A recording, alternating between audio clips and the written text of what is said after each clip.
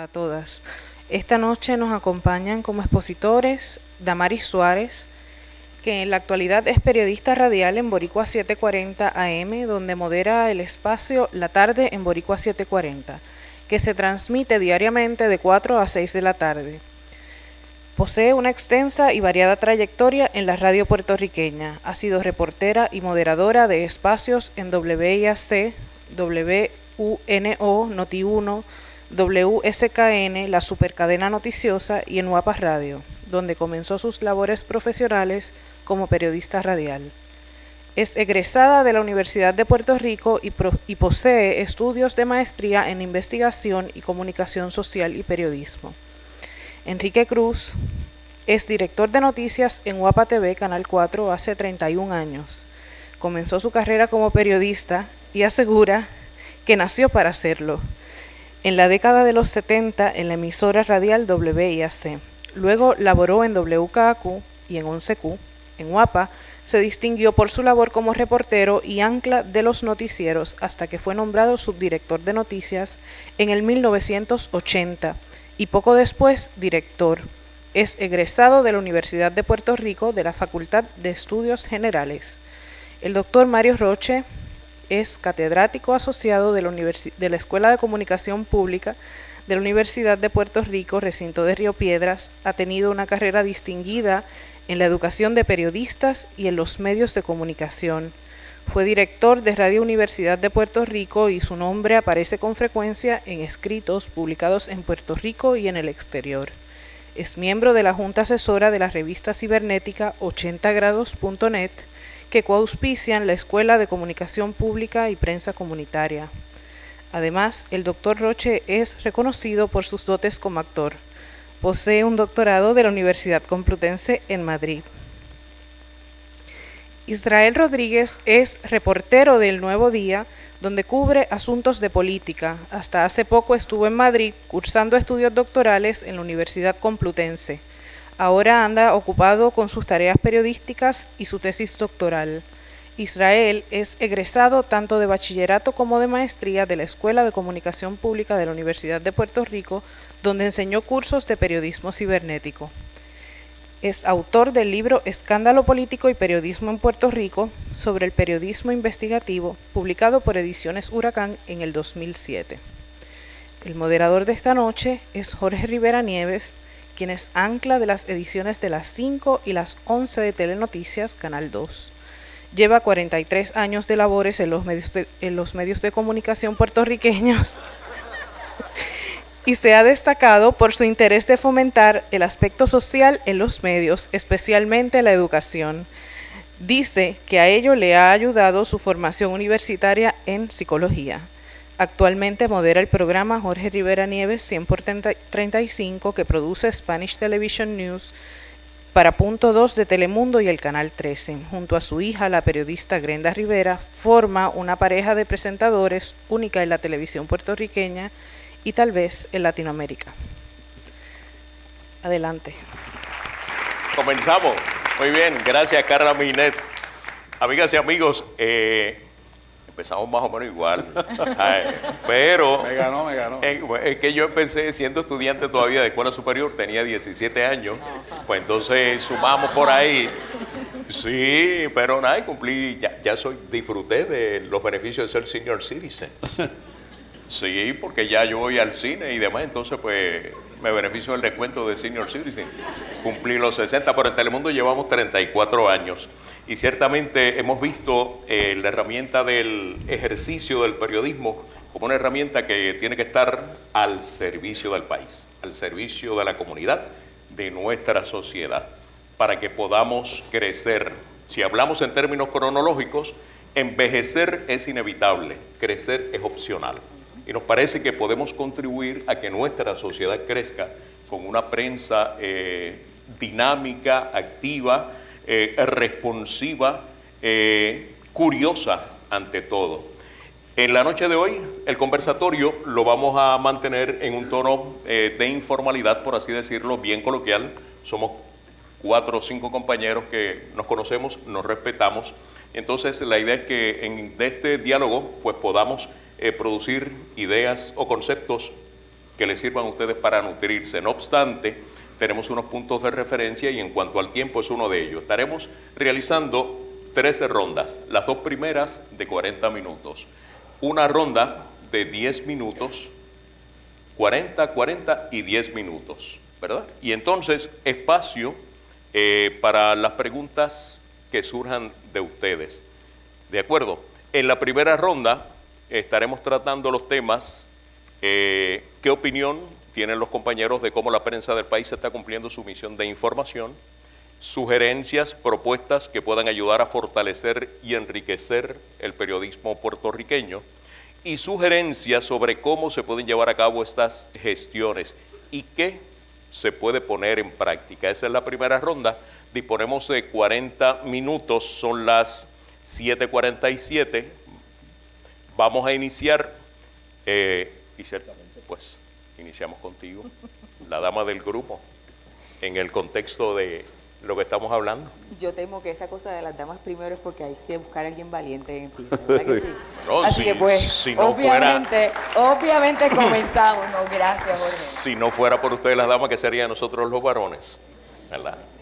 Antes que todo, hay que agradecerle al Centro para la Libertad de Prensa que realice este tipo de conversatorio.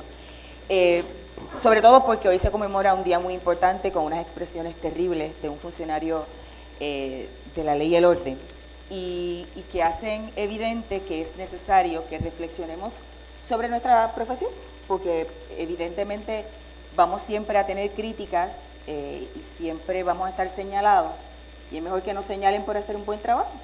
Y para eso hay que mirarse. Yo voy a tomarme la libertad de leer una cosa que durante el primer coloquio me surgió y lo dije, y a Elga le gustó mucho la metáfora, y me parece que es lo que el centro está haciendo con este tipo de conversatorio. No hay nada mejor que mirarse en un espejo de esos de pared completa con luces, de las de camerino, las de teatro, para identificar nuestros defectos, esas imperfecciones en las que preferimos ni siquiera fijarnos. Si en lugar de mirarnos de reojo nos detenemos, podremos saber dónde retocarnos, qué áreas tienen que mejorar. Eso tiene que hacer el periodismo. Necesitamos detenernos en ese espejo y mirar con ojo crítico nuestra labor. Si los que hacemos las preguntas no conocemos de historia y no entendemos las dimensiones y el impacto de los eventos noticiosos en el futuro de nuestra sociedad, estamos fungiendo como meros reproductores de sucesos inconsecuentes, o peor aún, seremos víctimas de quienes interesen controlar el mensaje. Nuestra función no es entretener a una audiencia, es educarla, por lo que tenemos que ser rigurosos sobre el criterio noticioso que impera. Aunque está sujeto nuestra profesión a las presiones de cualquier tipo de negocio, porque estamos en una empresa comercial, hay una responsabilidad muy individual de nosotros los periodistas en hacer bien el trabajo. En la mesa que participamos en radio en noviembre pasado, quiero destacar la participación de la profesora Nora Soto, el Rafael Lenín López, el profesor José Rodríguez, la profesora Vivian Matei, el doctor Arturo Mazzol, Roberto Ramos Perea, José Rivas Dominici y esta servidora. Y tuvimos un intercambio bien chévere, porque no fuimos allí a decir cosas que no son, sino a criticarnos de verdad. Cuando hablaba Fred Rangel sobre todo lo que debe hacer un periodista y todas las cosas que debemos mejorar, las discutimos en esa mesa. Y imperó la situación económica que ha afectado a las radios sobre todo, bueno, sobre todo no porque ha afectado a todos los medios, pero en el caso de nosotros a las radios, en reducir los espacios noticiosos y el dinero que se invierte por la empresa en el estricto periodismo, buscar quién va a la calle a cubrir, tener personas que saben de periodismo y pueden o moderar o bien conducir espacios de análisis que se han relegado a otras personas que no son periodistas, que son o profesionales en otros campos y van a hacer análisis, y que en muchas ocasiones nosotros pagamos las culpas de las cosas que se dicen, los tonos que se utilizan y las cosas que se discuten que no necesariamente las decidió un periodista. Y que probablemente las personas, esos recursos van con una agenda particular. Lo discutimos ¿Verdad? en el coloquio, que muchas veces, y hay que admitirlo, hay personas que van con una agenda y utilizan esos espacios para adelantar esas agendas. Claro. El sensacionalismo también ocupó gran parte de nuestra discusión, sobre todo porque perdemos de perspectiva que sobre todo la radio, ¿verdad? Nosotros no estamos allí para entretener a la gente, ni estamos allí para estar hablando de un montón de cosas. O sea, es cierto que podemos hablar de la modelo que balbucea, pero pues vende. Podemos hablar del legislador que ve, ¿cómo es que lee? ¿Qué es lo que lee? Caracoles. Los estuvo leyendo, pero tuvo una No, ya se situación retiró, ahora que se dijo- retiró. Se retiró, ¿verdad? Se Eso fue retiró, Semana dijo que Santa. no. Bueno, pero esa no puede ser la noticia, Claro. esa no puede ser la discusión principal. Hay un montón de cosas que se están haciendo y que son importantes para el país. Entonces, ¿ese es el menú que la gente quiere o lo que le estamos ofreciendo? Hay una cosa que se llama rating y eso lo entendemos, pero no puede haber un balance. Y estar en ese fino balance es una responsabilidad que todavía a esta hora deberíamos repensarlo, porque en muchas ocasiones nos inclinamos por lo que hay, que esto es más chévere hablarlo, y nos convertimos en, mire, ¿a qué le dijo Sanano? ¿Qué usted cree?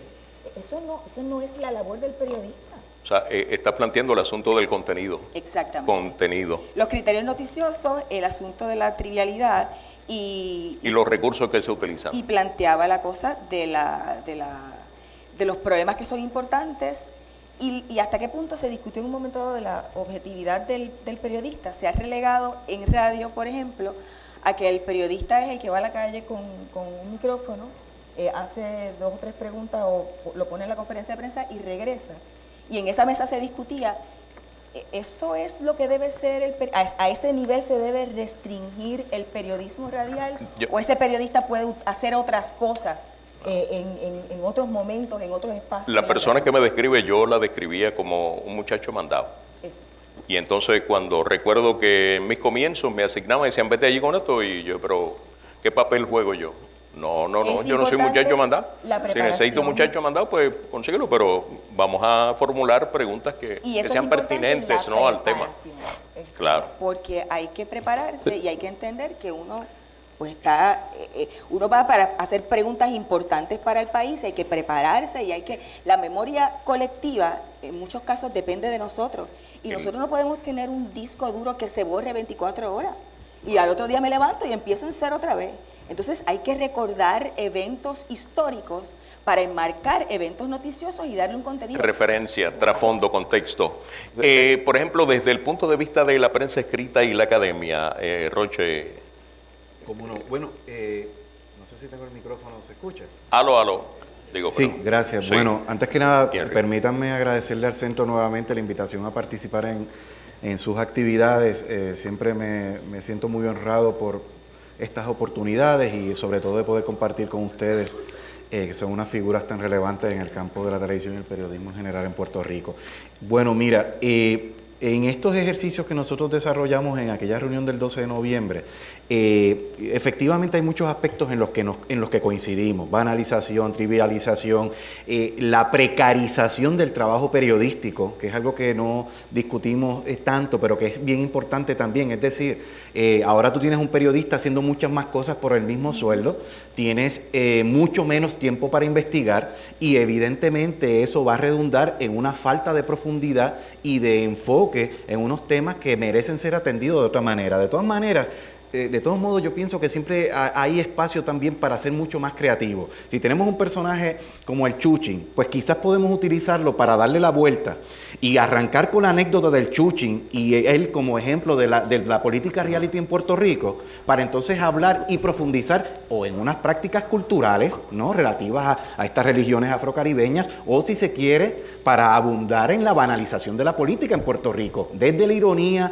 si quieres desde el humor negro, y entonces uno reivindica lo que yo planteo siempre uno debe entender como comunicador y periodista, que es que nosotros contamos historias y que nosotros somos narradores y que a partir de ese ejercicio de narración y de contar una historia, podemos conmover, podemos hasta hacer reír, pero sobre todo que luego de eso llevemos a pensar al público sobre unas circunstancias y unos problemas.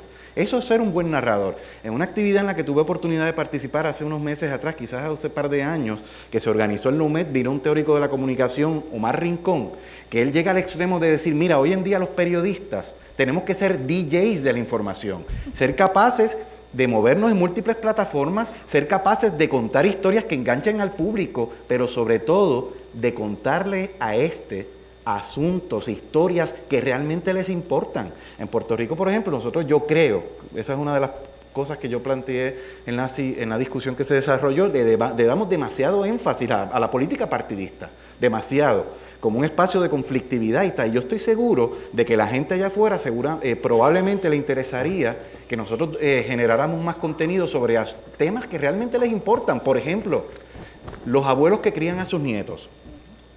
Un problema que en un libro reciente que se hizo sobre el ejercicio de la ciudadanía en Puerto Rico se documentó. O sea, hay un montón de abuelos criando a sus nietos que enfrentan un montón de problemas y que están invisibilizados. Pues nosotros en los medios tenemos que visibilizar a esa gente. Yo creo que también no podremos perder de vista lo que Albert Camus, el gran escritor, dijo hace muchos años atrás, y es que nosotros tenemos que generar una información crítica, es decir, que entretenga, pero que también fomente ese pensamiento ilustrado y que sobre todo ayude a la gente a tomar decisiones relevantes. Con respecto al sentido autocrítico, a mí me parece que nosotros en demasiadas ocasiones somos muy provincianos en la prensa en Puerto Rico, que nos cuesta situar en un contexto amplio lo que nos ocurre aquí. Yo creo que nosotros debemos, por otra parte, entender que la capacidad que nosotros debemos desarrollar para hacer trabajos en profundidad, el reportaje a fondo de investigación, no lo podemos abandonar. Con todo este tránsito que se ha desarrollado en el campo de la comunicación hacia la convergencia mediática, probablemente como parte de ese proceso, eso ha sido algo que se ha abandonado en aras de apostar por lo inmediato, por la tempestividad. Y eso no se puede perder, porque es que si se pierde el reportaje, se pierde uno de los elementos fundamentales del ejercicio periodístico, es decir, de mirar hacia el horizonte, de adelantar las consecuencias de unas circunstancias, de hacer un periodismo preventivo. Y bueno, yo creo que nosotros, por otra parte, tampoco podemos perder de vista, y ya le dejo a Israel, la importancia de contextualizar la información, como ya ustedes mencionaron. La apuesta por el minuto a minuto, por ejemplo, no tiene que venir descontextualizada. O sea, tiene que venir en un marco, entender lo que ocurrió con Osama Bin Laden, pero entender las tramas que se están manejando allí y sobre todo preguntarnos si realmente podemos sentirnos tranquilos o satisfechos porque aparentemente se acabará la situación del terrorismo a nivel mundial. Pues en la mesa de prensa escrita se repitieron algunas críticas similares a la de la mesa de radio, como por ejemplo el sensacionalismo. Se criticó también se propuso la necesidad de investigar más a fondo las historias y profundizar y sobre todo darle seguimiento, porque a veces vemos como en programas de entretenimiento o de chisme, por admitirlo, tienen audiencia porque le dan seguimiento a las noticias y tienen información que a veces pues los periodistas no le damos el seguimiento adecuado. También en la mesa de prensa escrita, a diferencia de las mesas de radio y televisión, luego de leer todos los resúmenes, yo noté que sí hay más optimismo en cuanto a utilizar las redes sociales, el internet, la convergencia. Hay como más receptividad. Lo que todavía hay crítica es a la superficialidad de algunas historias que se publican. Por ejemplo, el personaje del Chuchin salió siempre a relucir. Y hay que aclarar que hay espacio para historias también que sean más livianas, de conocer el lado también humano de los personajes, por ejemplo, de la política. Pero tiene que hacerse bien. Como decía Mario, si es un personaje del Chuchin, una historia, se puede trabajar con ironía porque le da también al lector una imagen del tipo de legislador que tiene. Por ejemplo, un perfil del Chuchin. ¿Quién es el Chuchin? Este es lo que él proyecta públicamente, pero vamos a ver cuál es su trabajo legislativo. Claro. Asiste a las sesiones, es responsable, es puntual, ha radicado medidas, le han sido aprobadas y lo ubicas entonces en un contexto que dice, bueno, estará bregando con los caracoles, pero mira, produce. ¿Sí? Para darle el beneficio a la duda, ¿verdad? O no. O no produce. Sí. Pero, y también hay que cubrirlo en el momento en que se haga la noticia. No se puede buscar este tipo de personajes porque dan rating o porque dan más números o porque la gente lo vende más. Sino que hay que también aprovechar los momentos para fiscalizarlo. Ese del rating es un asunto que lo tocaremos tal vez más profundo porque estamos hablando de la política, ¿verdad? Del contenido. ¿Y qué me dice de los enfoques, aparte del sensacionalismo, es la presencia de la violencia en las informaciones que divulgamos los medios de comunicación? Yo planteé en una ocasión al canal, si seguimos promoviendo historias cargadas de violencia, la gente se va a seguir matando porque la violencia es una conducta aprendida. Y entonces, ¿quién nos va a dar rating mañana? Particularmente lo que estamos viviendo ahora en el país, un sector amplio de nuestra juventud. Tú buscas la estadística, jóvenes, 20 y pico de años, entre los 18 tal vez a 20 y pico de años, ¿verdad? Pero, Quique. Sí, que es un tema... Recuerdo que tú mencionabas en el encuentro anterior de que a veces nos quedamos en la superficie. Un tema sumamente complicado. Desafortunadamente, Jorge, a la televisión en Puerto Rico nos echan la culpa de casi todos los problemas, ¿verdad? Yo me siento bien orgulloso de la prensa puertorriqueña. Por 30 y pico de años, llegando a los 40 de Jorge, entre radio y televisión, he visto todo el proceso de madurez de la prensa puertorriqueña.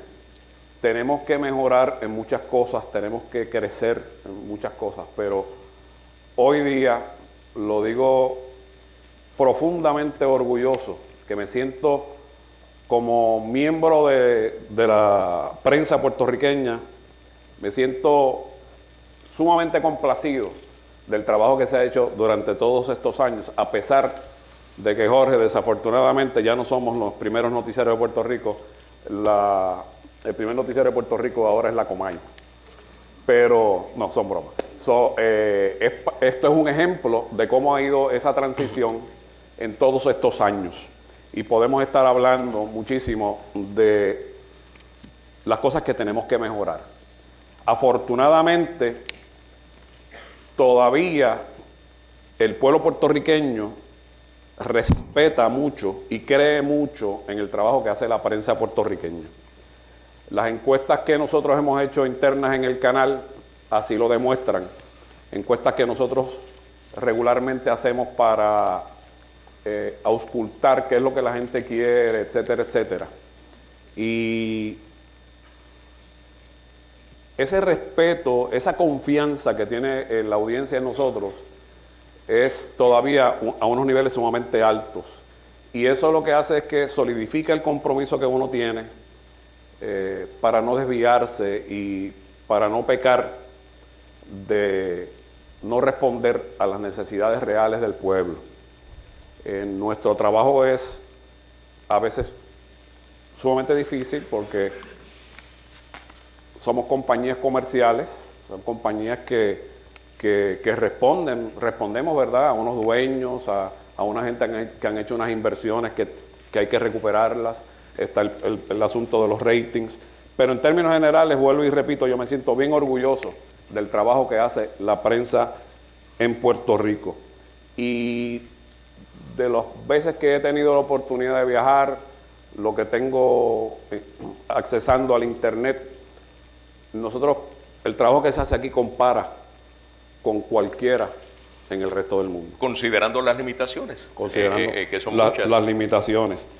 Tenemos muchas cosas que tenemos que mejorar, hay que fortalecer muchas áreas, especialmente el aspecto del compromiso ético. Claro. Es algo que hay que pulir y que ser consistentes con eso. Fíjate, volviendo al aspecto del contenido en televisión, que es el área que mejor conozco, y imagínense que estoy desnudo.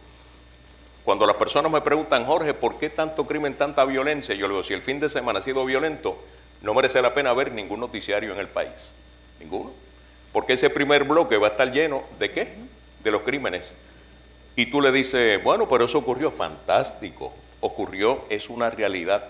pero ¿qué vamos a hacer como medio Sí, lo que pasa, Jorge, para cambiar esa realidad? Lo que pasa, Jorge, La vamos a seguir es que fomentando. nosotros no podemos hacer como el avestruz tampoco. O sea, Estoy de acuerdo lo que contigo. está pasando en el país es eso. Claro, pero si Y entonces... nosotros no podemos ocultarlo. Dicho sea de paso, aquí en un momento dado, un ayudante principal de un gobernador de Puerto Rico tuvo el atrevimiento de acercarse a los gerentes de los canales de televisión para que nos ordenaran a nosotros, los directores de noticias, a no mencionar el crimen, a no incluir noticias de crimen en los noticieros. Eso llegó a ese nivel. Afortunadamente, en ese momento, los tres compañeros, los otros dos compañeros y yo, hicimos un bloque bien fuerte para resistir eso, porque hasta ese nivel llegaron. Recuerdo algo. Cuando uno Sin va a embargo- comunidades, Jorge, las comunidades lo que plantean es que se reseña cuando hay un asesinato, Exacto, pero no se cuando hacen reseña algo cuando bueno. hacen algo bueno. Porque yo considero que ese primer bloque, pues, mire, se cometieron tantos asesinatos en el fin de semana, pero entonces vamos a preparar una historia de enfoque social de por qué esa violencia, ubicar en un contexto sociológico, ¿verdad? Mire, estos jóvenes murieron en tales circunstancias, pero ¿por qué? ¿Quién era el joven? ¿Dónde estaban sus padres al momento? Sí, lo que pasa, Tratar lo que pasa, Jorge, de es que equilibrar ese contenido. ¿ves? el crimen Que en Puerto Rico es tanto que todos los días tú no puedes estar en eso. O sea, desafortunadamente son realidades. O sea, en Puerto Rico matan, qué sé yo, cuántas personas diarias. un promedio de 3, según la estadística. 3 personas Promedio, diarias. 3 punto algo. Y entonces pues, Actualmente. tú tienes que informarlo, y tienes que presentarlo y tienes que decirlo. O sea, y uno hace ese trabajo también y tú sabes muy bien que lo hacemos. Claro. Pero Pero desafortunadamente eso es lo que hay. Pero no estamos siendo efectivos porque, fíjate, en vez de controlarlo o reducirlo, ven aumento. Bueno, Por pues, ejemplo, en la sí, parte que pero es que corresponde a nosotros, ¿verdad? esa, Pienso. esa no es una responsabilidad que no es necesariamente nuestra. No, yo lo sé, porque es un problema complejo. si me permite, bueno, Claro, yo quisiera se le apuntar un par de cosas. Primero, yo no estoy seguro de que debamos establecer una correlación entre lo que se genera en los medios de comunicación y los comportamientos sociales. De hecho, desde en las primeras décadas del siglo XX, cuando se empezó a estudiar todos los efectos de los medios de comunicación, etcétera, sí se analizó cómo esto podía o no afectar los comportamientos, la participación política y tal, pero poco a poco, con el paso de los años y las décadas, se ha ido viendo que el modo en que la ciudadanía recibe estos contenidos difiere y tiene mucho que ver con la formación en tu casa, tu educación, tu bagaje cultural.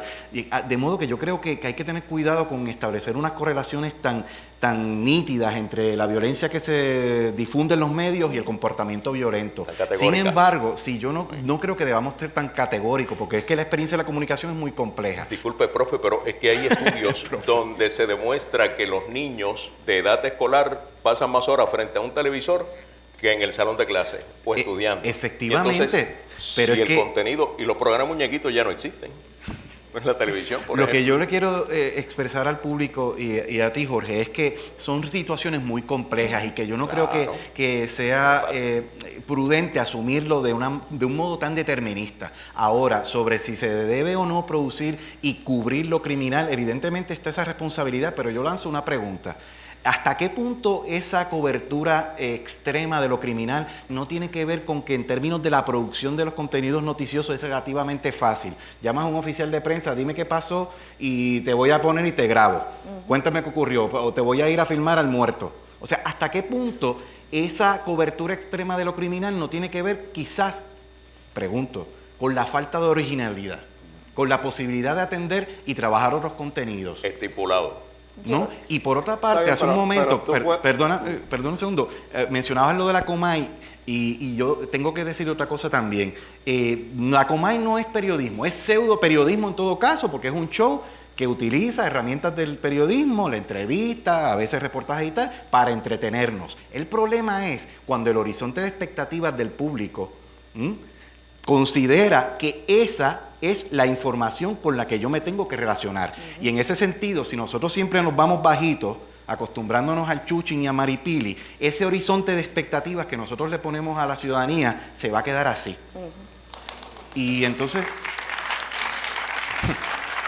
nada, que yo creo que uno puede lograr informar y entretener, informar y conmover, pero siempre consciente de esa responsabilidad, porque la información útil y pertinente también vende mucho. Lo efímero, lo sensacional, lo que te puede generar una curiosidad puntual, puede ser de un momento. El planteamiento mío cuando mencioné el asunto de la Comay iba dirigido a encender la mecha para la discusión sobre uno de los puntos que tenemos aquí establecidos en la agenda de hoy.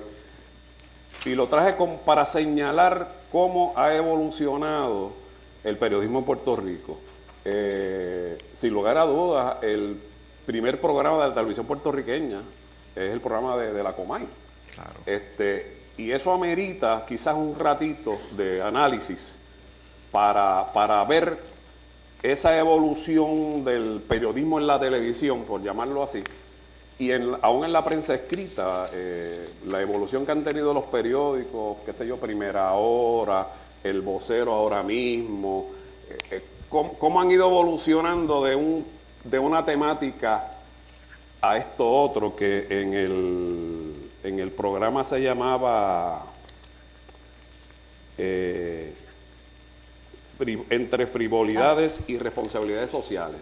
Y por eso fue que lo mencioné, para iniciar, para que con la chispita esa pues encendiera el... Pero Mario tiene un punto, Encendió. es que si la expectativa es bien baja, los medios se plantean que eso es lo que la gente quiere escuchar, pero eso no es lo que le estamos dando. Entonces, en la medida en que se convierte en qué vino primero, el huevo o la gallina, vamos a hablar de la cosa más cómoda, nos vamos en inglés en el comfort zone, porque eso es lo que la gente quiere, o es porque eso es lo más fácil de hacer y vende. Entonces, no vamos a puntos más profundos, no buscamos cosas, no es porque la gente no tenga inteligencia para hablar sobre otros asuntos o escuchar noticias que sean más profundas, es porque le estamos dando, en lugar de la legislación que se radicó y que es importante porque es nefasta para el país, le estamos dando la pelea en el hemiciclo, le estamos dando el tirijala, le estamos dando que se manotearon. Eso es más noticia, pues es más fácil. Buscaste los dos lados, usted le preguntó al otro, pero no cubriste el eje de la controversia, este proyecto, que es una porquería y que el país se va a chavar si lo aprueban. El eje de la controversia, que le pasaron el rolo, que no hay democracia porque no pueden hablar, porque le apagan los micrófonos. Entonces, este balance entre no vamos a profundizar porque es que no tenemos tiempo, vamos mejor a la controversia y al tirijala porque es más fácil, o porque vende. Entonces, ahí hay un desbalance. Mira, a mí no me preocupa la Comay, yo veo la Comay cuando puedo. Yo la veo cuando puedo, sí. Y me río y me entretengo. Yo tengo claro que es la Comay.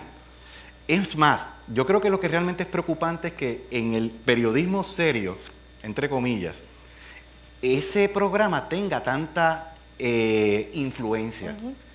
Pero por otro lado, digo que veo la Comay y en muchas ocasiones yo he visto en la Comay enfoques y trabajos periodísticos, entre comillas, que han abordado un tema con mucha más profundidad e ingenio que en el llamado periodismo serio. O sea, claro, estamos en un tiempo de híbridos, ¿no? De maneras de hacer que se combinan, pero que abona esa complejidad que tú traes a colación, ¿no? Y por otra parte, ¿por qué nos gusta tanto la Comay? ¿Por qué quizás de alguna manera a veces queremos evocarla en un programa de periodismo serio, entre comillas? Bueno, porque ¿qué hace la Comay? Hablar, ¿no? Recuperar la oralidad, hablar sobre las cosas que se están dando, bregar con mucho con los rumores, ¿no? Y denunciar en muchas ocasiones la hipocresía social. Con los temas que habla el pueblo. Exacto.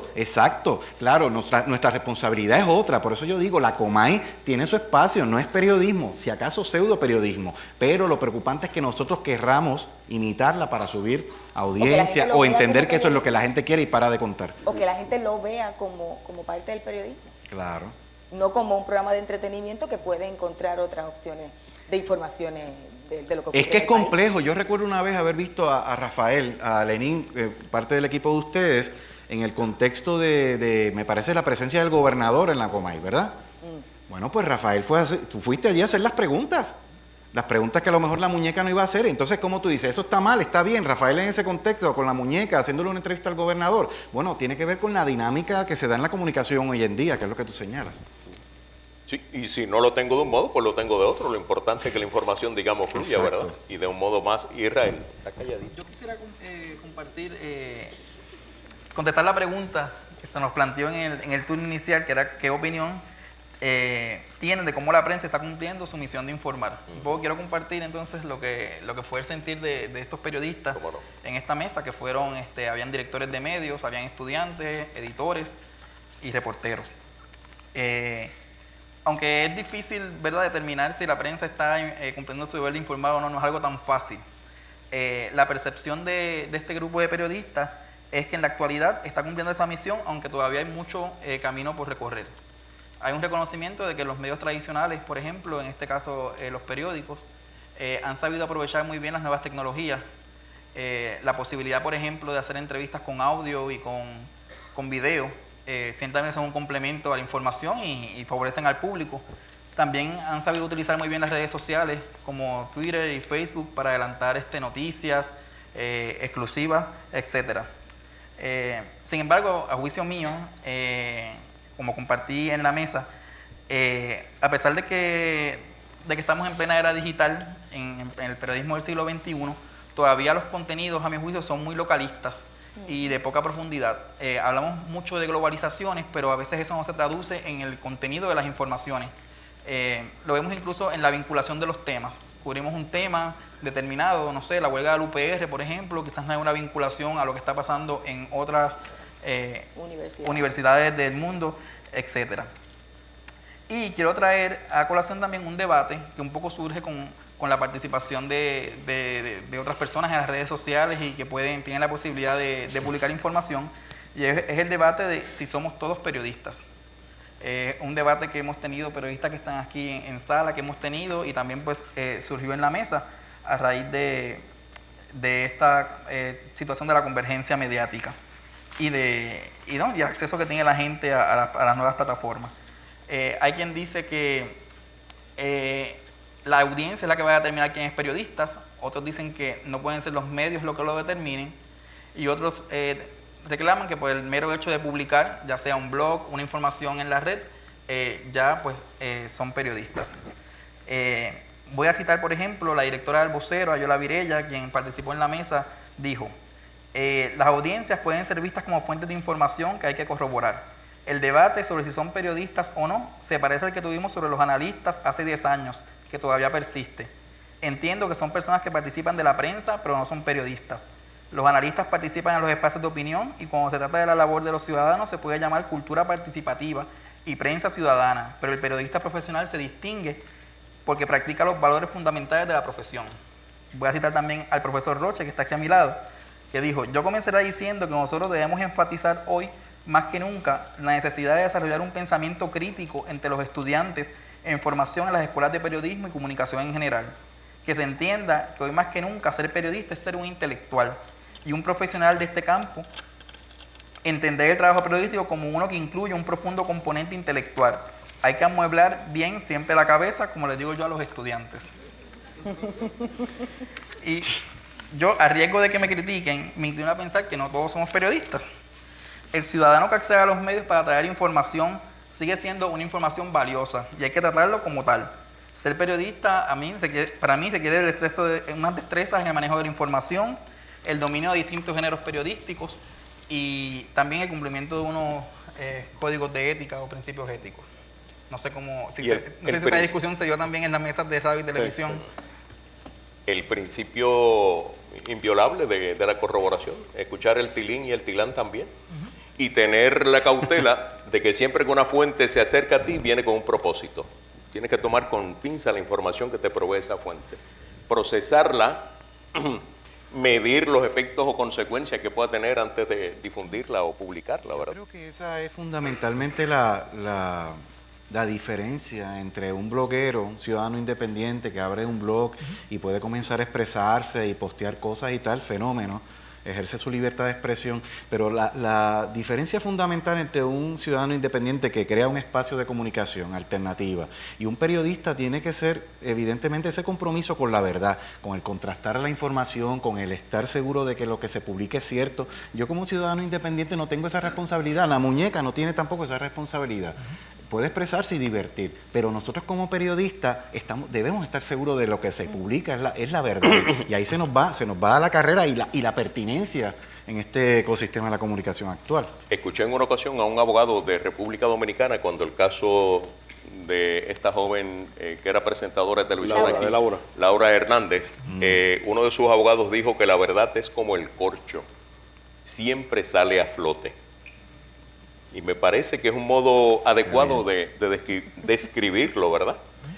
Pienso también que existen 3 verdades, la de Israel, la tuya y la mía. Entonces, como periodista, ¿qué voy a hacer yo con esas 3 verdades? ¿Cómo manejamos, verdad?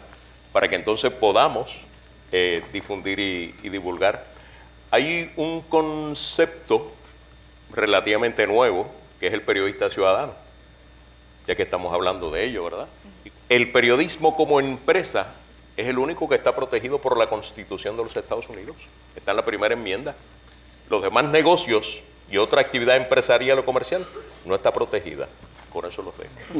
Jorge, yo quería decirte Sí, que señor. sobre lo del periodismo ciudadano, que sí hubo un consenso en la mesa de periodistas de que los esfuerzos de participación ciudadana a través de los medios no pueden ser ignorados. Claro. Y que los periodistas tenemos que un poco atender esos reclamos y llevar los reclamos legítimos de las comunidades, del pueblo, a los centros de poder, porque somos los que tenemos acceso. Y un poco, cuando hablamos ahorita sobre quién era periodista, no tenía que ver necesariamente con el hecho de que cubramos bien a las comunidades. Yo creo que la responsabilidad de los periodistas es cubrir bien la mejor forma. A todo el mundo. Claro, Sí. es la mejor forma de cubrir bien sus problemas de la gente, de las comunidades, etcétera. Pues, sobre la segunda parte del conversatorio, la cultura esta multimedia y esta generación de un montón de plataformas, yo creo que plantea una renovación obligatoria a los medios tradicionales y a los periodistas. Primero que ahora estamos como los periodistas orquestas esto, o sea, nosotros bailamos, cantamos. No, en el caso del periodista tiene que grabar video, tiene que escribir, ya no es que espera hasta el otro día en el caso del periodista de prensa escrita, ¿verdad? Escribo, me siento, pienso bien, y ahora no tiene que ser 5 historias, hace una para la página cibernética.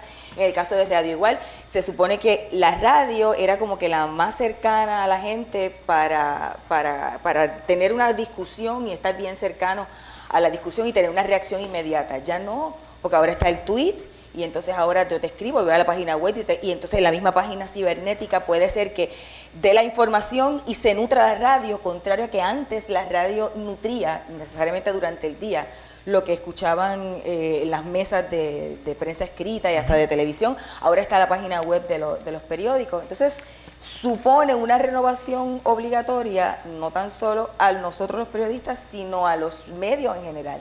Entonces, la participación de las comunidades es necesaria porque yo creo que nos plantea los conceptos que manejamos y cómo manejamos la historia. Escribir una nota, cualquiera que tenga una capacidad mínima de lenguaje puede sentarse y escribirla. Entonces hay que ver qué diferencia está en el periodista de un medio tradicional en contar la historia y hacer otra cosa más allá de contar la historia, porque para eso está. Lo pone en 140 caracteres, lo tienes en el Twitter. Entonces, si no, vas a la página web o al blog y lo lees. Hay otra responsabilidad más allá que nosotros a lo mejor podemos profundizar más. Hay una discusión que muchas veces, y yo que estoy metida en la cosa de Twitter, Lenin me informó todo lo que ocurría en el juicio de Héctor Martínez. Yo creo que por primera vez en la historia, desde allí con su BlackBerry o un iPhone. Vamos a darle No, fue una iPad que no que compramos. Él describió todo lo que estaba ocurriendo allí y se enteró todo el mundo. Yo me enteré de la muerte de Osama por Twitter. Entonces, sustituye a los medios tradicionales cuando uno se nutre de personas o de en este caso, personajes del mundo cibernético que te ofrecen una información que uno puede confiar porque es válida. Entonces, no todo el que está por ahí, aquí está Carmen Enid, que tiene un blog, un blog espectacular y da información importantísima. Entonces, tenemos que interactuar para nutrirnos y de alguna forma salir de contar historia a hacer otra cosa, a lo mejor que nos distinga de esos medios cibernéticos y que podamos hablar el lenguaje que esa gente que evidentemente le está hablando muy bien a un montón de gente que lo está siguiendo y que se enteran de las cosas a lo mejor por medios no tradicionales y que después lo leen en el periódico o después lo escuchan en el radio, pero primero lo leyeron en el celular.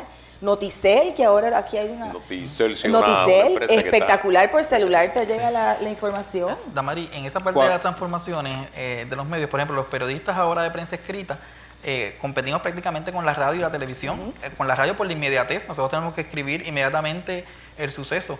Los otros días en el mensaje de presupuesto, una compañera de Primera Hora, Nidia Bauzá, transmitía en vivo por televisión, por internet, y la cara de asombro de los colegas de televisión valía $1 millón cuando la vieron transmitiendo antes que ellos. Están invadiendo nuestra zona. Exacto. Estaban preocupados, adiós. Un poco.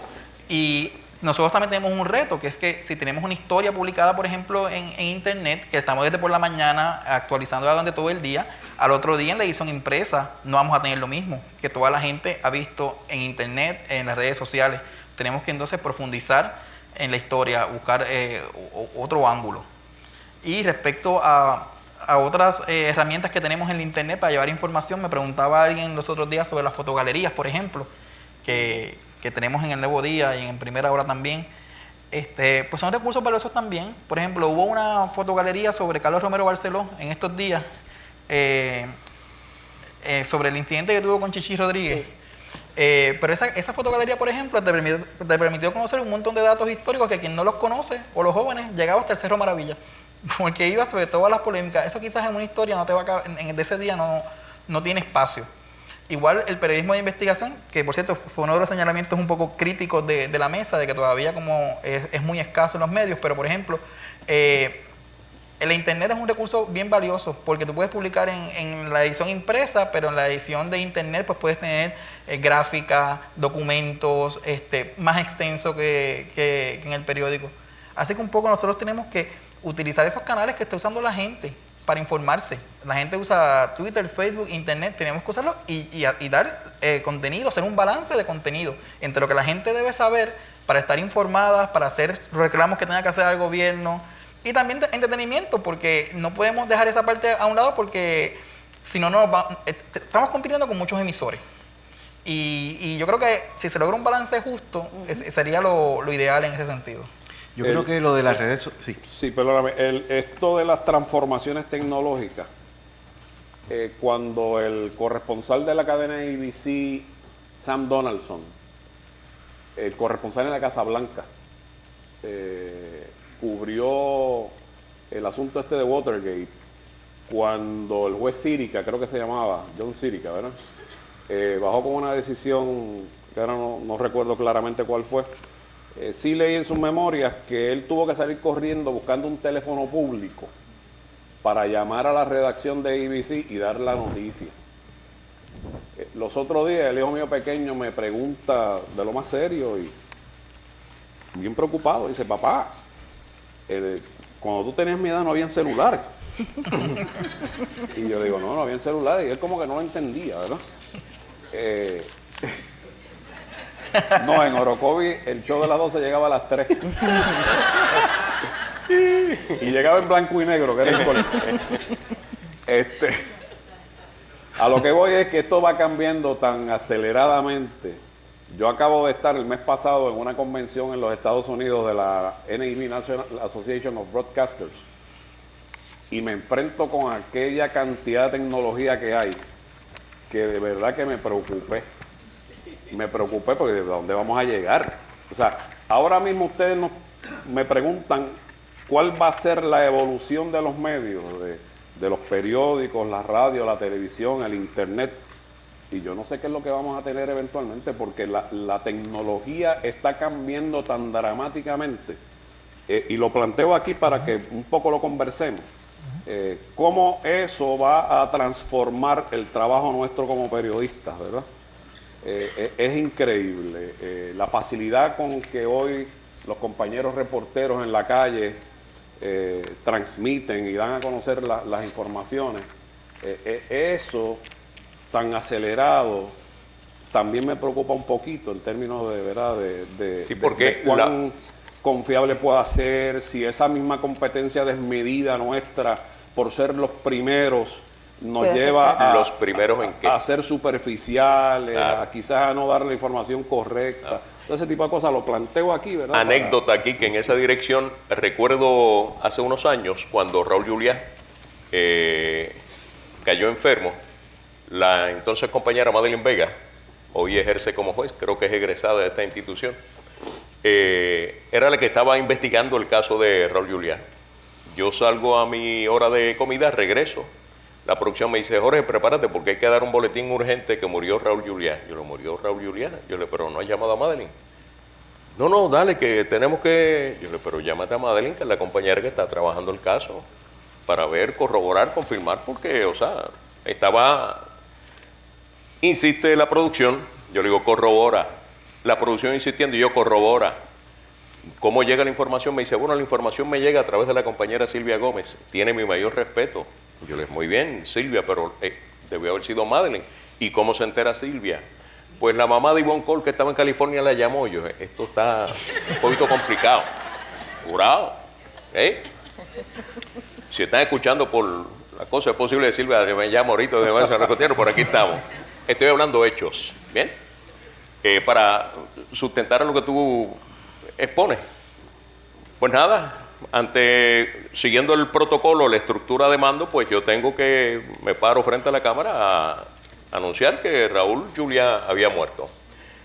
Suerte que siempre hay unas frases, son unas palabras que pueden mitigar, ¿no?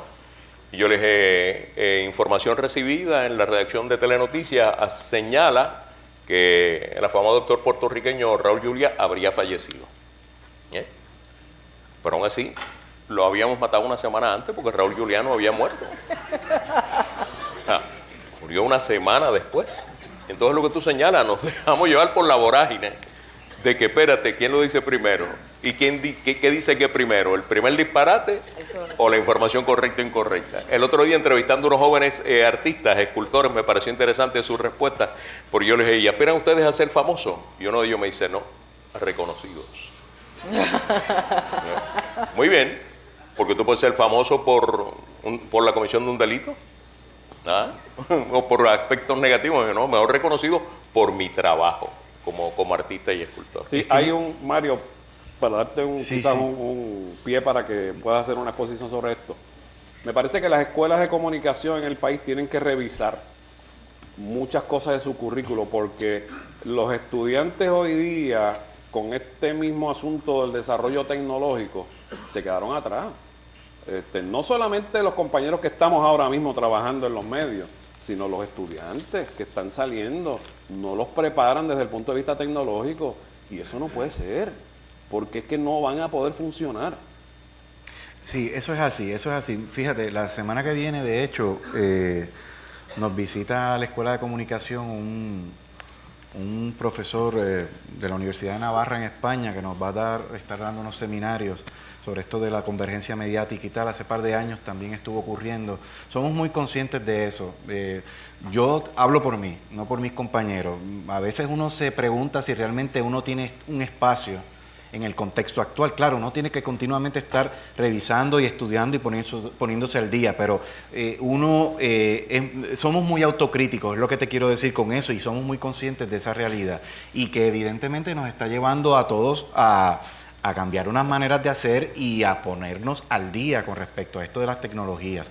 Quería comentarte hace un rato sobre esta preocupación que tú traías a colación, y es el hecho de esta apuesta por lo inmediato y de cómo esto puede ir en perjuicio no de la verdad. Yo creo que entonces lo que debemos asumir probablemente es que debemos continuamente estar revisando lo que hemos ido publicando.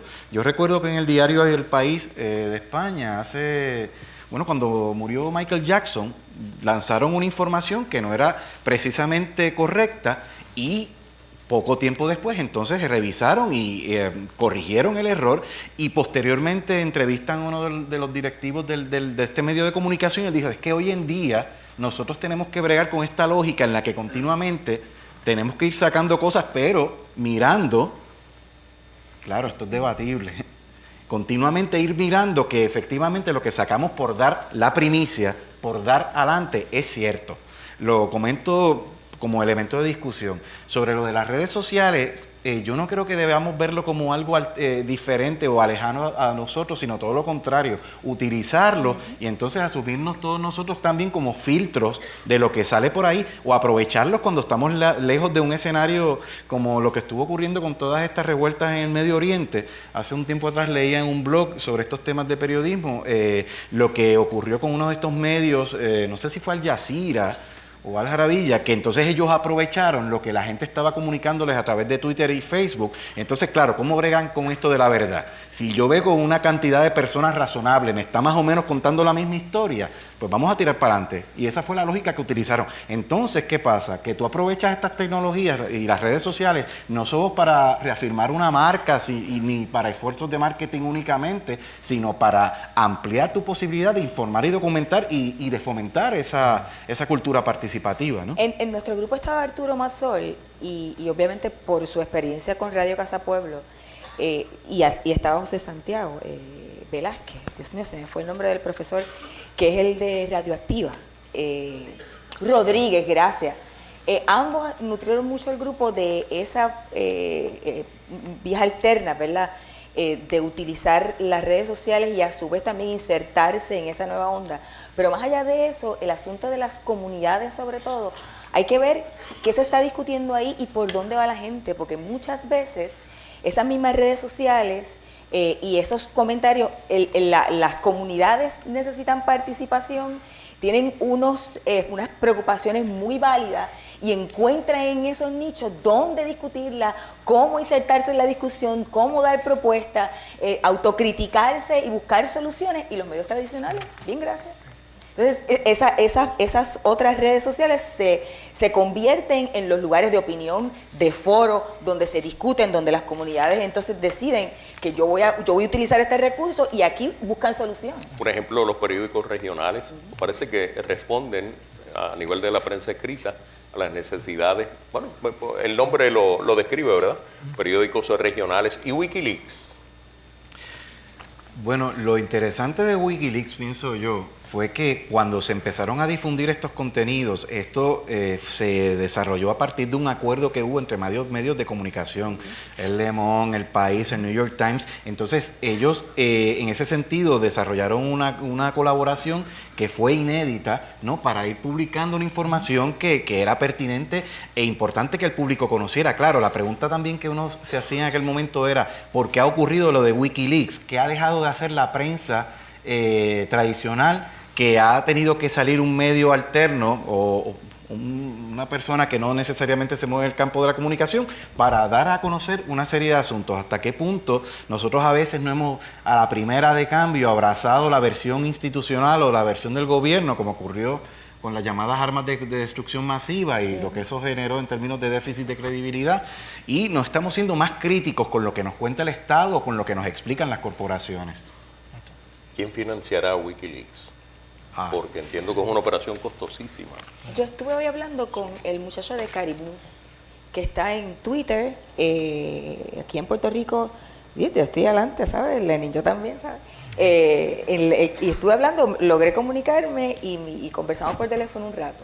Ese muchacho es graduado de comunicación, pero después se hizo abogado, trae su propia empresa, y por la necesidad de él de buscar una vía alterna, me contó en que la gente pudiera comunicarse, se metió desde lo de Capeco a buscar información, y como estaba con la cosa bien adelante, la cosa cibernética, siguió en esa, y ahora,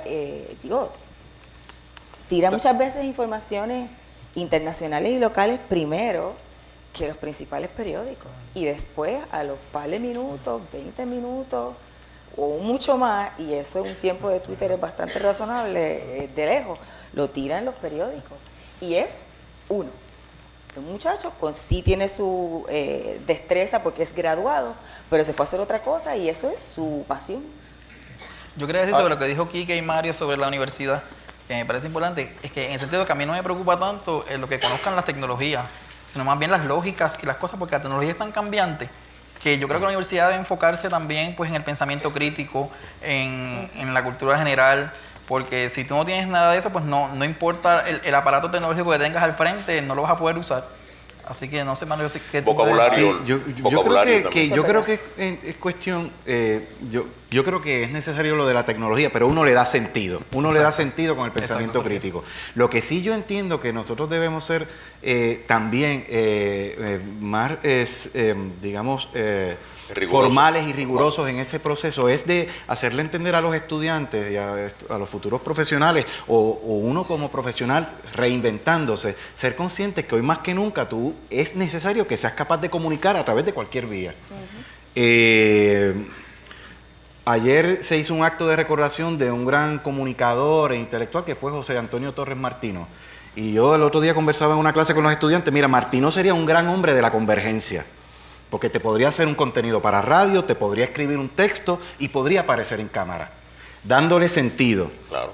Dándole sentido. Y yo creo que si nosotros somos capaces de fomentar ese pensamiento crítico, la tecnología que efectivamente va cambiando, pero que es importante, vamos a poder sacarle partido para contar historias desde esos múltiples lenguajes. Que la domines. Sí, hay algo que quiero plantearlo aquí, que es preocupante. Debemos hacernos la pregunta de por qué agencias de prensa como UPI, APF, etcétera, han abandonado Puerto Rico. ¿Ninguno de ustedes se ha preguntado sobre eso? Han cerrado oficinas. En Puerto Rico ya no hay una agencia de noticias internacional operando. Bueno, yo me imagino que tiene también mucho que ver con este desarrollo que hemos estado hablando de las tecnologías. Porque ya tú no necesariamente debes tener a un reportero todo el tiempo cubriendo allí, sino que estrechas colaboraciones, como ocurre mucho en la televisión, que yo recuerdo cuando yo trabajaba en Tele 11, o sea, muchos colegas hacían trabajos para Univisión o CNN, y bueno, esto ha ido avanzando y quizás tiene mucho que ver con eso, con esa cuestión de mercado también, evidentemente. ¿A ti te preocupa mucho eso, te pregunto? ¿Tú crees que es sintomático de algo? Es que mira, para empezar que se quedó un montón de gente desempleada. Ah, bueno, claro. Eso es evidente. Segundo, pues no hay cobertura de asuntos locales, ¿verdad? Yo creo que AP continúa con una operación aquí mínima y creo que hacen el calendario de actividades y alguna que otra cosita local. Y lo veo como que a nivel de proyección internacional de Puerto Rico como un medio, como un mercado importante, como un centro donde se hace verdadero periodismo, que esas cosas pasen como que nos lucimos mal, no sé. Bueno, de todas maneras, ahora cuando uno produce contenidos, o sea, lo tienes que hacer sabiendo que desde lo local tú te proyectas al planeta. Y yo creo que eso es algo que también todos debemos ser muy conscientes. Y en el uso del lenguaje, hasta en las maneras propias de redactar, o sea, ya la gente no va a buscar la información en la página web de tal o cual medio de comunicación, sino buscando en Google y poniendo la huelga de la Universidad de Puerto Rico y llegará a Diálogo, a Endy, etcétera. Entonces, en ese sentido, yo creo que probablemente tiene mucho que ver con esa dinámica y con la posibilidad que tú tienes de acceder a contenido de lo local, visitando medios de comunicación de estos lugares en sus páginas digitales, ¿no? Yo creo que el cierre también tiene que ver con la situación económica y menos espacios noticiosos, en la medida en que radio tiene menos espacios noticiosos, se cubre con el reportero que se tenga dentro y quizás con otros servicios que han ido, que de hecho son servicios de periodistas que han decidido levantar páginas o hacer agencias de noticias. Está Internews, está Cybernews, o sea, ahí está creo que...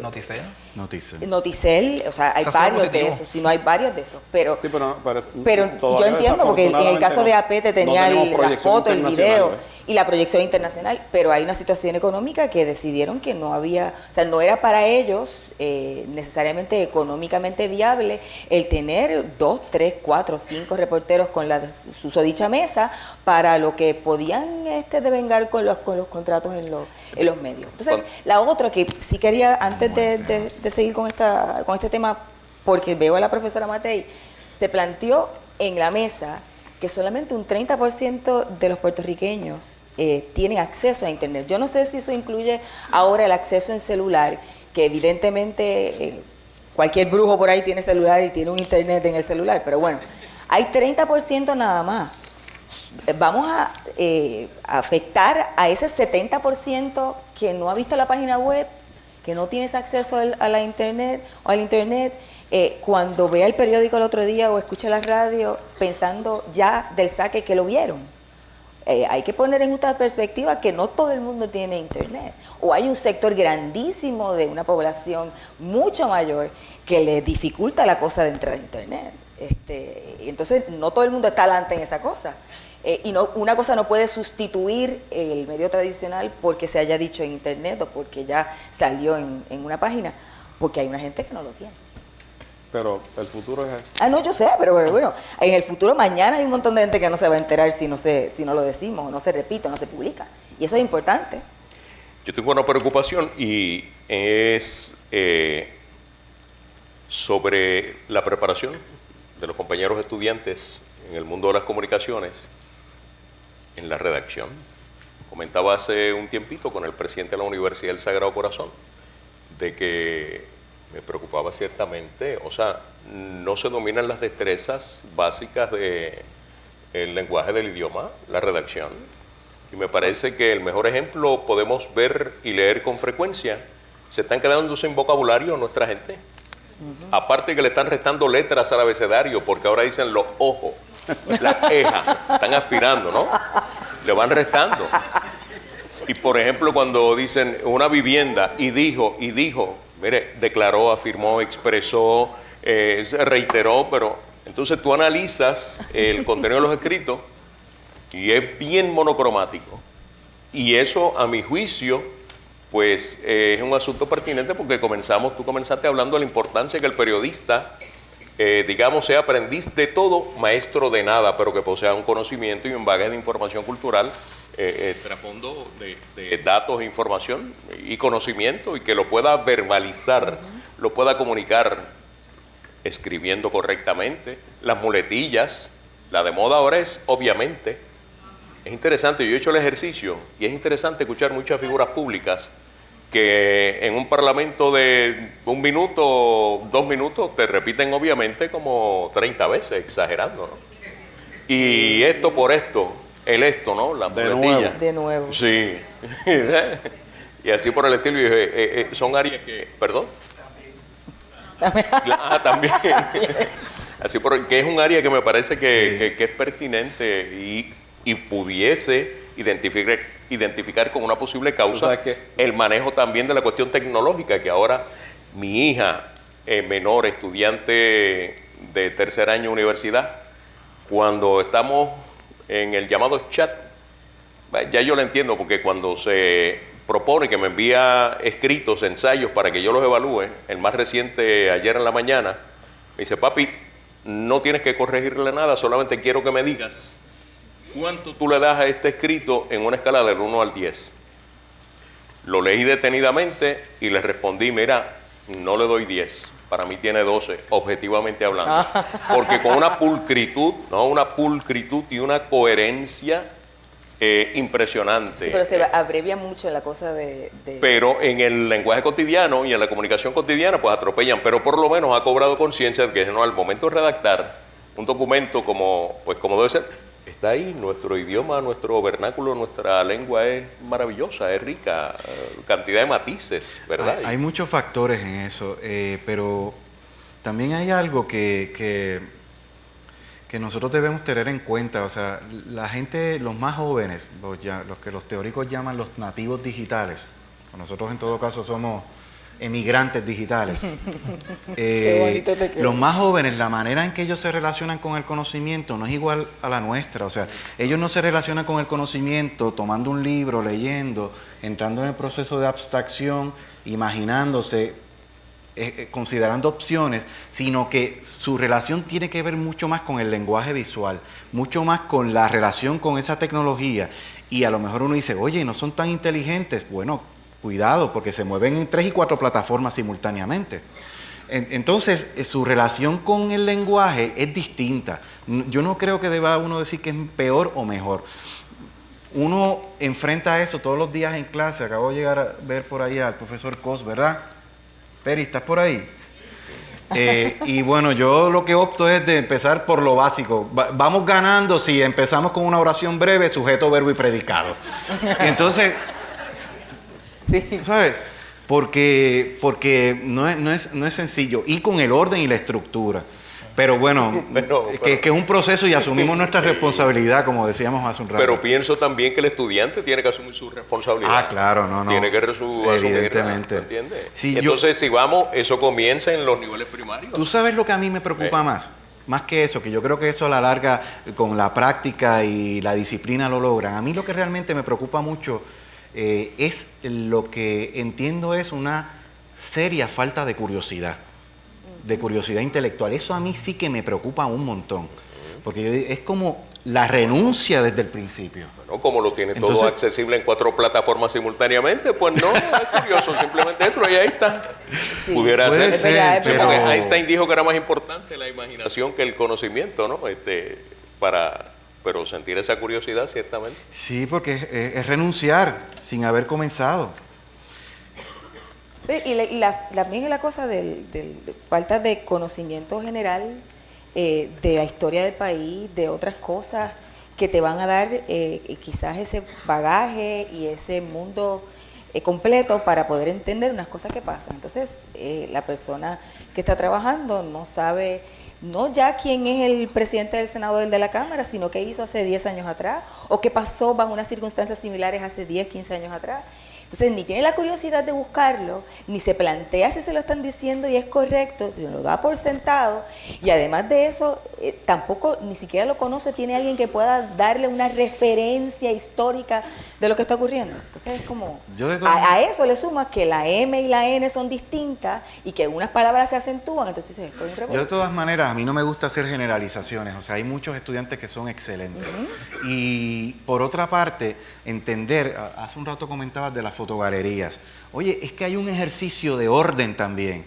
Tú articulando una serie de imágenes que te van a narrar una historia y que puede ser un gran reportaje con un parrafito debajo de cada una de estas imágenes, o un ejercicio de orden cuando tú articulas un reportaje televisivo, hay un ejercicio de orden y estructuración. Y en ese sentido, pues suelen ser bastante ágiles y efectivos. Es con la palabra escrita y cómo entender que esa palabra en muchas ocasiones es necesario que dialogue con ese texto sonoro o con la imagen. Ahí, Otorrinolaringólogo. No, pensando una palabra en voz alta, a ver si de momento puede sorprenderle, hermano, hacer el ejercicio. A ver, repítame esto. Como es importante ahora hablar correcto, cada vez que yo lo pongo, a mí me gusta ponerlo a leer mucho y a buscar en el diccionario, porque es la manera en que tú fomentas inteligencia verbal. Y siempre les digo cuando están con palabras como esa, que las dividan en sílabas mentalmente para que no se equivoquen. Hay una, Otorrinolaringólogo. hay una página. una planta desalinizadora. esa es. A mí me tocó una vez en radio eso y no me desalinini. Tuve como media hora en eso, no me salía. Desalinizador. Bueno, me pasó ahorita con bibliografía, más o menos. Iba a decir, hay una página, elcastellano.org, no sé si la conocen, que es excelente, www.elcastellano.org. Diariamente nos envía la palabra del día con su etimología, una relación completa, una frase en latín traducida al castellano, más un apellido con su origen. Maravillosa. Esa página pueden entrar, hacer consultas, nutrirse.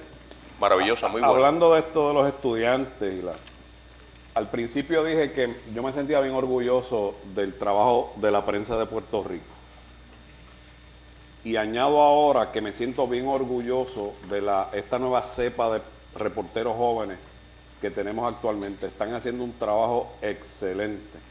Por lo menos los compañeros que trabajan conmigo en televisión de esta nueva cepa, Rafael Lenín, ahí, todos los demás compañeros y en los demás canales, Claro. están haciendo un trabajo que no, de verdad digno de reconocimiento.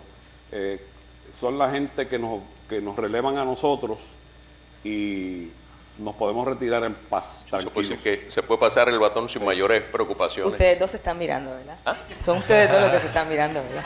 Bueno, no, Como pero una melancolía, una nostalgia. Hablamos de los estudiantes, ¿verdad? Claro. Y hemos dado en cierta medida como la impresión de que Ah, estos ya. estudiantes que salen ahora no sirven. No, caramba, no. Los estudiantes Qué va, hicieron, qué va. durante Estamos- la huelga hicieron un buen desempeño con sus Sí, medios alternativos, excelente. como Radio claro que sí. Huelga, los blogs. No, además, Quique, disculpa, habló de retirarse. Yo en todo caso, cuando llegue el momento me jubilaré, pero tú tienes razón. Hay un compromiso. Mira, se rompió esto. Está bien, Toco. Mira, yo lo que sí creo es que más allá de las nuevas tecnologías, más allá de los medios emergentes, o sea, no se puede perder de vista que hay unas viejas responsabilidades, que uno tiene que brindar esa información crítica, fomentar el espíritu democrático, promover el sentido ciudadano de los principios éticos. Los principios éticos, el compromiso, o sea, la eso está ahí entrega, siempre. o sea, Se ha tocado ya, viene siendo el último punto, nos quedarían 7 minutos para concluir la segunda ronda de, Sí, de abrimos 40. las preguntas. hemos tenido bastante éxito porque casi nadie se ha ido. O sea que, Las preguntas. Me parece muy bien. Bueno, un comentario si acaso. El periodista como empresario que estaba en... Ahí está lo de las plataformas. Las estas, plataformas. Donde unos cuantos periodistas han Muy decidido, bien. luego de haberse cerrado sus talleres, Muy de bien. crear unas plataformas y mantenerse. Y Ahí- eso ha sido una buena alternativa. sí, pero aún así hay que hacerse unos planteamientos de índole ético. O sea, yo creo que o eres empresario o eres periodista. Claro. Y eso es, no sé, hay que darle, como dicen allá en Orocovi, un poquito de casco. De casco. Bueno, si eres empresario es para que desarrolles tu propia empresa y Sí, pero era sobre la a lo tengas ahí, mejor lo- entonces puedas proveer, ¿verdad? Es un asunto que requiere que se le dé casco. ¿Cuándo nos reunimos allá en Orocovi para entonces analizar el asunto que tenemos una propuesta ahí? Buscando ¿verdad? excusas. Yo lo que pienso que estos proyectos emergentes, y bueno, quiero comentar que, por ejemplo, Carmenita Acevedo, que hace poco inició un proyecto de lo que vendría siendo nuestra primera radio comercial en Internet, tiene mucho que ver con encontrar unos temas, encontrar unos asuntos que no sean redundantes con lo que se está haciendo en los otros medios. Sobre lo de la cuestión de ser o no empresario o periodista, bueno, pero es que, o sea, uno trabaja en empresas de la comunicación. Yo creo que se puede lograr, no me malinterpreten, yo creo que se puede lograr. Lo que pasa es que el compañero que decida hacer esto tiene que ser sumamente estricto con los principios éticos. O sea, y tiene que tener claro esa separación entre tú ser un empresario o un comerciante y ser periodista. Que se puede lograr, se puede, no tengo la menor duda, pero hay que ser bien estricto con eso. O sea, ¿te refieres a los esfuerzos de venta de un proyecto que uno puede desarrollar? Bueno, es lo mismo que ocurre un poco con la prensa regional, ¿no? Y esos lazos estrechos que se dan entre posibles auspiciadores en los pueblos y tal, que son los que te financian, o del gobierno municipal. O sea, te digo porque, por ejemplo, yo no soy empresario, yo trabajo para una empresa que me paga un salario por dirigir un departamento, pero no es fácil, tú sabes, por ejemplo, las presiones del departamento de ventas hacia nosotros, presiones en el sentido de cúbreme tal cosa, o mira, van a Esto es hacer más un reportaje importante. de este cliente, protégelo, o no lo pasen, ese tipo de cosas se dan todos los días, y es bien difícil, o sea, y uno tiene que tener los pantalones en su sitio muchas veces para enfrentar ese tipo de presiones. También, pues, tú sabes que se puede lograr, como te dije, claro que sí, pero hay que dedicarle mucho tiempo a ese compromiso, a ese análisis serio de separar una cosa de la otra, de que no haya conflicto, de que no se cruce un rol con otro. Esa es mi única preocupación. Pero que se puede hacer, claro que sí. Elga, las preguntas. Habías informado al principio que se habían distribuido unas tarjetas, unos formularios. Sí. Sí, estamos listos. Y en lo que hacemos ese trámite, si me permiten, copié aquí para leer un pedacito del mensaje del expresidente Kennedy. Como les dije, esto fue un discurso que él pronunció en la ciudad de Nueva York en 1961. El 27 de abril del 61 específicamente. El discurso está disponible en la página y también se puede escuchar porque hay una grabación, está en audio. Dijo Kennedy en aquella ocasión: sin debate, sin crítica, ninguna administración en ningún país puede sobrevivir. Es por ello que el legislador ateniense Solón decretó que un ciudadano que escapaba de las controversias cometía un crimen. Y es por eso que la prensa fue protegida aquí por la primera enmienda a la Constitución. Es el único negocio protegido constitucionalmente y no lo está principalmente para divertir y entretener. no lo está para enfatizar lo trivial y lo sentimental, no está protegida para dar al público simplemente lo que éste quiere, sino para informar, para enardecer, para hacer reflejar, para mostrar nuestros peligros y nuestras oportunidades, para indicar nuestras crisis y nuestras opciones, para liderar, moldear, educar e incluso a veces para hacer enojar a la opinión pública, dijo John F. Kennedy en 1961. Y me parece que es pertinente a lo que estamos tratando.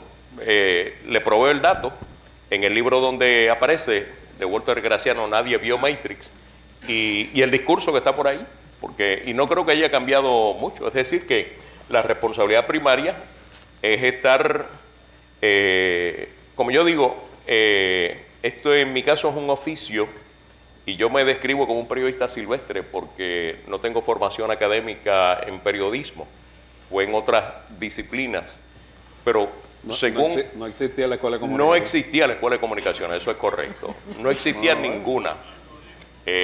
Aprendí locución por mi cuenta y así por el estilo. Pero yo digo que esto es un sacerdocio, esto es una entrega incondicional con esos principios éticos, con la búsqueda de la verdad. Y la verdad está ahí. La verdad está ahí. Y si tú la buscas, la encuentras. Si no, te sientes a esperar a que salga a flote, como dijimos ahorita en la anécdota del letrado abogado de República Dominicana. De modo, caramba, que ustedes me disculpan porque con ese compromiso fue que me autorizaron a estar acá, que regresara para hacer el noticiario de las 10. Muchas bendiciones. Estamos. Muy bien. Israel. Hasta luego, mi hija. Bueno, vamos, miren, voy a hacer unas cuantas preguntas y quisiera que todos después pasáramos a la recepción que nos tiene la Universidad Interamericana y compartir con los compañeros, ¿verdad? Así que hay una pregunta aquí que es como medular, es ¿cuáles son los criterios que utilizan para determinar qué es noticia? ¿Qué se va a publicar? ¿Qué se cubre? Eso va al corazón, eso es directo al hígado. Mira, en lo que respecta a los noticieros de televisión, pues nosotros tenemos, como les expliqué anteriormente, unas guías de unos trabajos research, una investigación que se ha hecho en el mercado, de qué es lo que la gente quiere ver, lo que no quiere ver, etcétera. Cuáles son los temas que más le preocupan, ese tipo de cosas, ¿verdad? Y eso te da unas guías. También está pues la experiencia de uno y definir, ¿verdad?, qué es noticia o no es noticia. Eso es tan difícil. Recuerdo una vez en un programa en el Canal 6 que estaban entrevistando al que en aquel entonces era el presidente de la agencia de prensa France Press, que le preguntaron eso, que qué era noticia. Él dice, bueno, cuando un perro muerde a un hombre, eso no es noticia. Ahora, si el hombre muerde al perro, esa es noticia. Y utilizando esos criterios a base de experiencia, ¿verdad?, de research, ese tipo de cosas, del feeling, de la percepción que uno pueda tener, pues es que uno define qué se cubre o no se cubre. Lo raro puede ser noticia, pero lo principal debería ser qué nos afecta como país, algo que nos afecte o positivamente o negativamente, desde cosas oficiales que se hacen en el gobierno hasta situaciones que se dan en la comunidad. Ese debería ser el criterio principal. ¿Qué de las cosas que ocurren tienen un impacto en nuestra vida social y en la medida en que tenga mayor impacto? Eso debería ser lo principal noticiosamente. Bueno, pero también hoy en día, con todas estas nuevas tecnologías de las que hemos estado hablando, un criterio de lo que es o no noticiable tiene que ver evidentemente con el número de visitas que recibe la página web del X medio de comunicación y los temas que más comentan. Entonces eso, quiera o no, esos asuntos que más conversación y charlas puede generar en la calle, también se convierte en un criterio de noticiabilidad, aunque muchas veces uno pueda decir, bueno, y a mí, ¿qué me importa esto? ¿Qué me importa Chuchi y sus caracoles? Etcétera, etcétera. Pues se logra un balance entre lo que afecta y lo que le interesa al público, que es lo que sea la fórmula ideal. Obviamente los medios también tienen sus áreas temáticas, están divididos y tienen unas prioridades en cuanto a qué tipo de noticias le van a dar, qué relevancia y qué tratamiento van a tener, etcétera. Sí, aquí preguntan por qué continúan tan poco representadas en la prensa las comunidades pobres, que son la mayoría del país. Es una buena pregunta. Muy buena pregunta. Es una muy buena pregunta. Pero, en la mesa de nosotros, Arturo planteaba que las comunidades debían estar representadas y que muchas veces la representatividad de las comunidades no necesariamente son personas que representan a las comunidades, sino gente que participa y que uno dice, ay, tenemos participación ciudadana, pero cada cual viene con su agenda. Y no necesariamente comunidades entre organizadas y o portavoces de las comunidades que podrían tener mucho que aportar, digo, y que no son los que usualmente o se permite que visiten o visitan en las llamadas telefónicas o en la participación. Sí, yo creo que es que también a nosotros los miembros de la prensa tenemos que hacernos como un exorcismo y sacarnos de adentro muchas cosas. Nosotros cuando estamos en la calle trabajando es bien fácil entrevistar funcionarios de gobierno, los burócratas, ¿verdad? O los oficiales. Vamos a entrevistar gente, vamos a hacer en el caso nuestro, un noticiero de la gente, sobre los problemas de la gente, para la gente. Y en la medida que logremos eso, que nos olvidemos de los oficiales, pues yo creo que les vamos a dar mucho más acceso. Yo quería comentar que hace pocos años atrás la UNESCO, la Organización de las Naciones Unidas para la Educación, las Artes y la Cultura, creo que esas son los conceptos de la UNESCO, preparó un documento que se llama Los Indicadores para el Desarrollo Mediático. Y uno de los aspectos que más se destaca en ese documento para evaluar y que cada medio en cada país evalúe cómo ha estado trabajando es precisamente ese aspecto de la representatividad y el de la pluralidad de enfoques, porque cuando hablaba hace un rato Jorge sobre el tema de la verdad, o sea, ese trozo de verdad que a cada uno de nosotros nos puede contar, narrar en un X momento, tiene muchos puntos de vista y muchas voces, y el ser objetivo u honesto intelectualmente, como yo prefiero llamarle, tiene que ver con eso, con intentar dentro de lo posible representar el cuadro más completo, y eso incluye pues personas que no necesariamente se mueven en la zona metropolitana, como lo que se aludía al principio de la presentación de esta noche. ¿Hasta qué punto puede el periodista cumplir con la misión y la responsabilidad de informar con objetividad cuando su trabajo responde a los intereses particulares de la empresa? La honestidad que hablaba Mario. Yo creo, yo pienso que las relaciones entre los periodistas y las empresas son un continuo tira y jala y un nudo de tensión. Yo creo que a veces uno como periodista, yo creo que en todo momento, y por eso es importante lo de cultivarse, uno en todo momento debe reivindicar y hacer consciente al empresario de la comunicación que no hay nada malo en tener una empresa de la comunicación, siempre y cuando se cumpla con unos valores y que se entienda cuál es tu responsabilidad. El periodista debe continuamente entrar en procesos de negociación, y yo creo que a veces tú ganas tus batallas y a veces las pierdes, pero no renunciar a hacerlas. Y entonces aprovecho y traigo algo que quería comentar hace un rato y no lo hice, que uno de los grandes peligros hoy en día es el de autocensurarnos. El de pensar de no voy a trabajar tal contenido porque va a ser aburrido, o porque la gente no lo va a entender, o porque va a afectar mi relación con la fuente. Y en ese sentido, o sea, esto es un ejemplo de situaciones en las que uno va a entrar en esa tensión. O sea, y por otro lado, yo aprovecho y comento también, a mí me preocupa lo que ocurre en demasiadas ocasiones, que se dan coyunturas como vamos a reivindicar que la prensa puede estar en la cobertura del caso de Aníbal. Entonces salen las asociaciones profesionales a reivindicar solas ese derecho, y las empresas pues no son tan asertivas en ese ejercicio de apoyar la libertad de prensa o la libertad de tener una empresa dedicada al periodismo. O sea que yo creo que eso es algo que también deberíamos considerar. Los periodistas deben ser celosos de los contenidos. Si uno va a una conferencia de prensa o sabe que existe tal cosa y esto fue lo que ocurrió, se debe batallar hasta el final porque eso fue lo que ocurrió.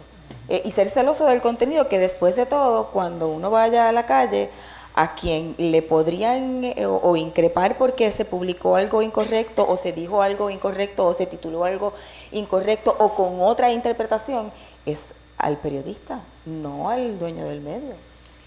Mira, yo a veces pienso que cuando yo me retire, le voy a pedir a alguna universidad que me dé un grado honoris causa de negociador o de diplomático, porque yo paso un montón de mi tiempo negociando con los vendedores, los compañeros del departamento de venta. Y les confieso que es sumamente difícil porque no es que ellos pretendan que uno haga cosas que no sean correctas. Por otro lado, yo tengo a mi cargo un montón de compañeros, 80 y pico de compañeros que trabajan conmigo, que yo quiero que ellos conserven su trabajo, que ellos ganen buen dinero y que mantengan a su familia. Y esa coyuntura, ¿verdad? Esas situaciones que a veces se me presentan, afortunadamente, gracias a Dios, pues he logrado superarlas y resolverlas, pero es bien difícil, ¿sabes? Es bien difícil, y lo único que les digo es que sean comprensivos con nosotros, ¿verdad? Que no nos den tan duro, porque no es fácil. ¿Cuál debe ser el rol del periodista ante las convocatorias a conferencias de prensa de funcionarios y políticos en la que se establece de antemano que no habrá sesión de preguntas o que solo se podrán hacer preguntas sobre el tema de la conferencia? Lo vemos con Ricardo. Yo creo que hay que ir y hacer las preguntas. Sí, yo también. Totalmente. Si dicen que no, hacer las Si dicen preguntas. que no, Si no la contestan. pero uno va y hace las preguntas. Las líneas editoriales de los medios para los cuales trabajan, ¿les dan realmente el espacio para sentirse verdaderamente libres de lo que informan o cómo lo informan? Yo soy libre. Y el día que no lo sea, me levanto y me voy. Como dijo Mario, hay que negociar, defender las historias y entregarlas como uno entiende que son. Claro. ¿Qué opinan del destaque que la prensa radial dio hoy al regreso esta noche del joven Mula, liberado por el gobierno español tras su convicción por llevar droga de la República Dominicana a España? ¿Cómo fue? Yo no la oí. La cobertura del destaque que se le dio al regreso del muchacho que fue... hoy sí, yo sí, que hubo mucho destaque, parece. Sinceramente no lo escuché. Nosotros en la oficina tuvimos esa discusión esta mañana. Ah, sí, qué interesante. Y mi planteamiento fue que nosotros no le íbamos a dar promoción a un delincuente. Sí, hoy Esa se habló es mi mucho posición. de eso, y si llegaba o no llegaba.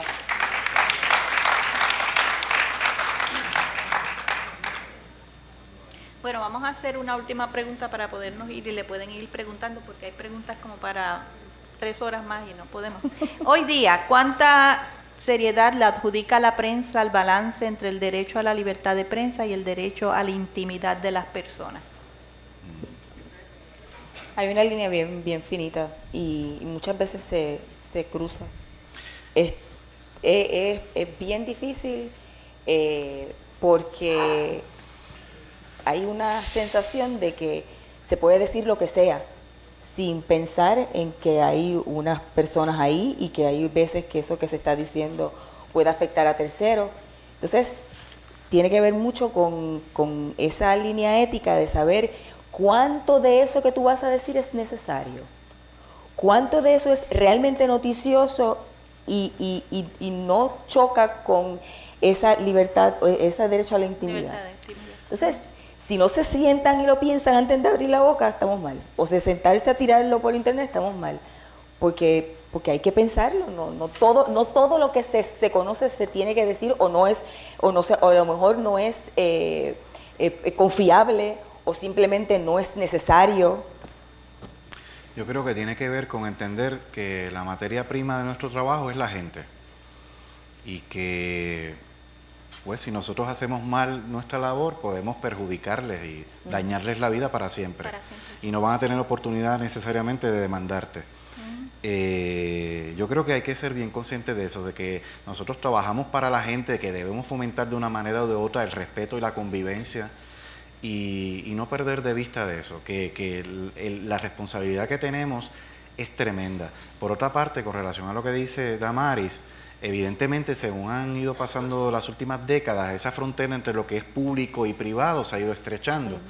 Y en el caso, por ejemplo, de los políticos, ya uno asume con una gran naturalidad que es necesario conocer muchos aspectos de su vida privada, porque la gente se conecta con estas personas no necesariamente por las plataformas y sus ideas, sino con la proyección que te pueden dar o la simpatía que te pueden despertar.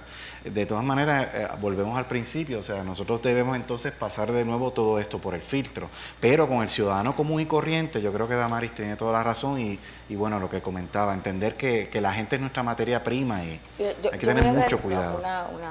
A mí no me gusta, ¿verdad?